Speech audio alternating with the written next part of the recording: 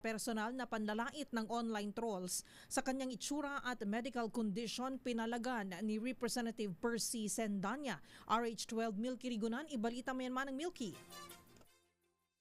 Umalma na si Akbayan Representative Percy Sendanya sa panlalait sa kanya ng mga online trolls. Aminado si Sendanya bilang public official, hindi dapat balat sibuyas. Pero giti Sendanya may hangganan ang lahat at ang nakababahalaan niya, ginagamit ng mga ito ang kanyang medical condition para siya ipahiya at gawing katatawanan. Ayon kay Sendanya, ang kapansanan ay hindi katatawanan at hindi ito dapat gawing sandata upang laitin, hiyain o i-dehumanize ang isang tao. Sabi ni Sendanya, gagawa siya ng hakbang para mapanagot ang mga nasa likod ng mga paninira. Babala din ang ito laban sa mga online pages, influencers at individuals na kasama sa panlalait. Giti Sendanya, bilang stroke survivor, hindi niya lamang ito laban kundi lahat ng mga PWDs na biktima ng mga panlalait. Ako si Milky Rigunan, nagulat para sa DZRH, una sa Pilipinas, una sa Pilipinas.